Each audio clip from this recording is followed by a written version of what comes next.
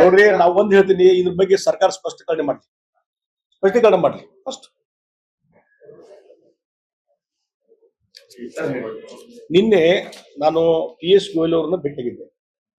ಒಂದು ಅವರಿಗೆ establishment of cold storage packaging facility for fruits and vegetables APEDA ಅನ್ನುವಂತ ಸಂಸ್ಥೆಯನ್ನ ಇಂಡಸ್ಟ್ರಿ ಮತ್ತು ಕಾಮರ್ಸ್ ಡಿಪಾರ್ಟ್ಮೆಂಟ್ ಸ್ಥಾಪನೆ ಮಾಡಬೇಕು ಅನ್ನುವಂಥದ್ದು.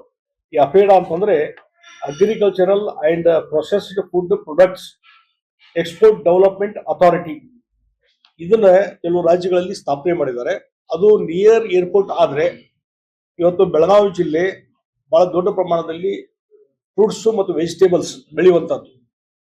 ಮತ್ತು ಆಲ್ಮೋಸ್ಟ್ ಗೋವಾ ರಾಜ್ಯಕ್ಕೆ ಹೆಚ್ಚು ಕಡಿಮೆ ಇಲ್ಲಿಯ ಫ್ರೂಟ್ಸ್ ಆಗಲಿ, ಕಾಯಿಪಲ್ಯ ಆಗಲಿ, ಹಣ್ಣು ಹಂಪಲ ಎಲ್ಲವೂ ಇಲ್ಲಿಂದಲೇ ಸರಬರಾಜು ಆಗುವಂಥದ್ದು. ಇಲ್ಲಿಂದ ಬೆಳಗಾವಿ ಜಿಲ್ಲೆಯಿಂದ ಇಷ್ಟು ದೊಡ್ಡದಾದಂತ ಒಂದು ಮಾರ್ಕೆಟ್ ಇರುವಂತದ್ದು ಮತ್ತು ರೈತರಿಗೆ ಹೆಚ್ಚಿನ ರೀತಿಯಾದಂತ ಉತ್ಪಾದನೆ ಮತ್ತು ಅವರಿಗೆ ಹೆಚ್ಚಿನ ರೆವಿನ್ಯೂ ಕೊಡುವಂತದ್ದು ಇವೆಲ್ಲ ಐಟಮ್ಸ್ ಇದಾವೆ.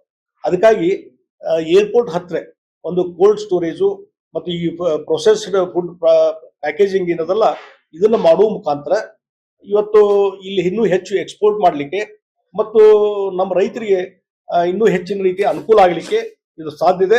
ಬಹುಶಃ ಇದು ಆಗದ ಇದನ್ನ ನಾವು ನಿನ್ನೆ ಮನವಿ ಪತ್ರ ಕೊಟ್ಟಿದ್ದೆ, ಅದು ಕಾಪಿನೂ ನಿನ್ನೆ ಎಲ್ಲರಿಗೆ ನಾನು ಕಳಿಸಿದ್ದೇನೆ.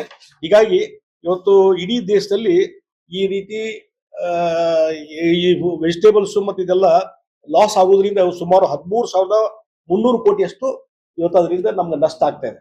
ಈ ರೀತಿ ಕೋಲ್ಡ್ ಸ್ಟೋರೇಜು ಮತ್ತು ಪ್ಯಾಕೇಜಿಂಗ್ ಸಿಸ್ಟಮ್ ಎಲ್ಲ ತರುವುದರಿಂದ ನಮ್ಮ ರೈತರಿಗೆ ಅನುಕೂಲ ಆಗ್ತದೆ ಮತ್ತು ಇಲ್ಲಿದ ಮಾರ್ಕೆಟ್ಗೆ ಇನ್ನೂ ಹೆಚ್ಚು ಬೇಡಿಕೆ ಚಾಲು ಆಗ್ತದೆ. ಅದಕ್ಕೆ ಅದನ್ನ ಒಂದು ಮಾಡಬೇಕು ಅನ್ನುವಂಥದ್ದನ್ನ ನಾನು PS ಗೋಯಲ್ ಅವ್ರಿಗೆ ರಿಕ್ವೆಸ್ಟ್ ಮಾಡಿದೆ, ಇಂಡಸ್ಟ್ರಿ ಕಾಮರ್ಸ್ ಮಿನಿಸ್ಟರ್ಗೆ. ಅವರೇ ಅದಕ್ಕೆ ಪಾಸಿಟಿವ್ ರೆಸ್ಪಾನ್ಸ್ ಕೊಟ್ಟಿದ್ದಾರೆ. ಅದಕ್ಕೆ ಎಲ್ಲವನ್ನೂ ನಾನು ಅಧ್ಯಯನ ಮಾಡ್ಕೊಂತೀನಿ. ಯಾವ ರೀತಿ ಇದನ್ನ ಯೋಜನೆಯನ್ನ ಜಾರಿಗೆ ತರಲಿಕ್ಕೆ ಬೆಳಗಾವಿಯಲ್ಲಿ ಮಾಡ್ಲಿಕ್ಕೆ ಸಾಧ್ಯ ಇದೆ, ಅದು ಪ್ರಯತ್ನ ಮಾಡ್ತೀನಿ ಅಂತ ಹೇಳಿದೆ.